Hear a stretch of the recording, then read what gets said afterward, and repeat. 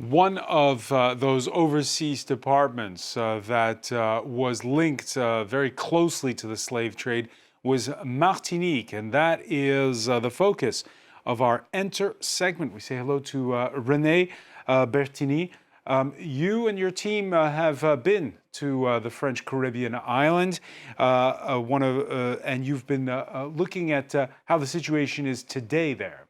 Yes, exactly. One of our teams traveled there in April, and they talked to young people to ask about their daily lives, as well as what it's like to grow up in this incredible place surrounded by, these white beaches, turquoise water. It really does look like paradise. But unfortunately, what turned out is that many of them actually have to leave this paradise island mainly to come to mainland France in order to pursue their studies or job opportunities. And it's really not an easy choice to make. One of the people we spoke to is Emmanuelle. She's 18 and she's studying law in Martinique for her bachelor's. And I wanted to play a short extract of what she had to say about the prospect of leaving home. Je trouve ça vraiment injuste que je veux rester ici, je souhaite rester ici et je ne peux pas en fait. Ça m'est imposé de partir, d'aller dans un pays où je ne suis jamais restée vive. Moi je l'aime trop. Et vraiment, on est vraiment un duo, hein. Un duo, on fait plein de choses ensemble. On sent qu'elle n'est pas encore prête à partir sur l'Hexagone, donc pourquoi? En fait, j'ai toute ma famille ici, presque. La famille dont je suis proche, le plus proche, c'est en Martinique. Par exemple, si je veux aller voir ma grand-mère, je vais la voir, on parle, on rigole, des bons plats de chez nous. Mais comme je lui explique en même temps, il y a beaucoup de jeunes qui n'ont pas le choix, qui ont également ces mêmes valeurs-là, cet amour pour la famille, voilà. Mais ils sont hélas obligés de partir. So, as you can see, Emmanuelle is very conflicted about leaving home. But the fact is, there is no law school for her to complete in Martinique or Guadeloupe.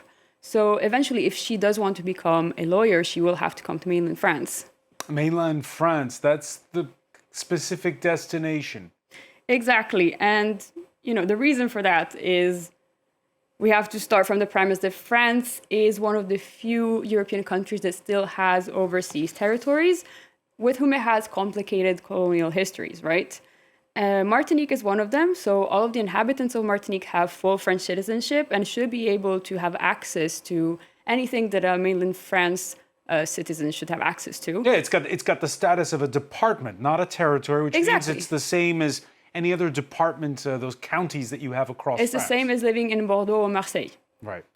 But despite this, young people we spoke to in Martinique have told us that often they feel like second-class citizens or like they're being left behind by the French government. And this is reflected in many aspects of their lives. We spoke to some of Emmanuelle's friends, and this is their point of view.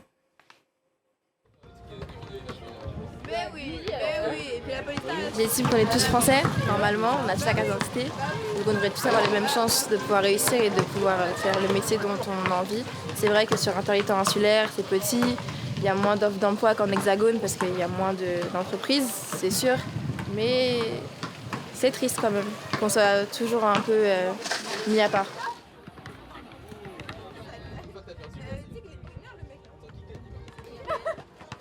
Je ne sais pas encore ce que je vais faire réellement après ma licence. Je ne sais pas si je reste, si je pars, mais je pense plus que je vais partir. Mais je suis sûre d'une chose, c'est que je vais revenir. Pourquoi? Parce que c'est chez nous, c'est la Martinique, c'est notre île. Nos amis sont ici, nos familles sont ici, nos racines sont ici. C'est l'histoire, on est liés à ce territoire. And this is, like in the rest of the Caribbean, the issue there is you have to import a lot of stuff. Yeah, exactly. So one of the places that we see most of this is in the cost of living, which is much higher than in mainland France. And this is something that my colleagues kept noticing on the ground. Prices at the supermarkets were a lot higher than in mainland France, even than in Paris, which is still one of the most expensive cities in Europe. We're talking about numbers like 12 euros for a kilo of bell peppers, which in mainland France is more around 4 euros for a kilo. So yeah, an average shop in Martinique costs about 40% more than in mainland France. And this has been a big source of anger, obviously, in Martinique and has sparked a lot of protests in the past years. I'd like to hear back from Emmanuel for a second. Normalement, si c'est fait en Martinique, il n'y a pas toute l'importation, tout ça. C'est en Martinique. Pourquoi? L'eau de chez nous est plus chère. Si on veut manger local, si on veut acheter des fruits et des légumes locaux, ils seront plus chers que si ça vient d'Espagne, si ça vient du Mexique. En fait, on ne comprend pas.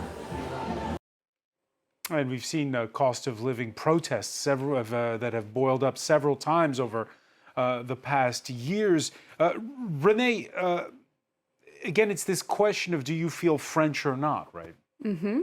Absolutely. And, you know, there is a lot of that in the debate, and a lot of that is covered in the video. And a lot of it can also be traced back, again, to this feeling of inequality that comes back to ultimately France's colonial past and the enduring legacy of the slave economy. This becomes immediately clear when we look, for example, at the way the economy in Martinique is structured. And I've brought a timeline to walk you through it, actually. So, white European slave-owning colonists arrived in the Caribbean around in the 17th century, and they profited from the slave-based economy for about 200 years. And when the slavery was abolished in 1848, France compensated former slave owners with land and money for the so-called loss of property. Their descendants still present only 1% of the population, but own more than 80% of the island's economy.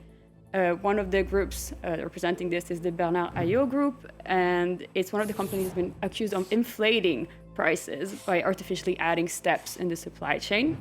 For example, in France, in mainland France, usually 3 steps in a supply chain, whereas in Martinique, it's more around 14.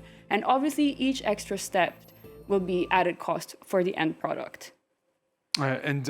This report is now live on our website, on the ENTR website in English. It's already out live in French. Yes, exactly. It came out in French about a week ago, and the response has been incredible. We have had so many comments, and it's been the best performing video actually ever on the French channel. And so many people wanted to share their experience with us, people who have left Martinique years ago, people who are still there now but share the frustrations of the people we interviewed, and even people from other overseas territories who wanted to share their own stories.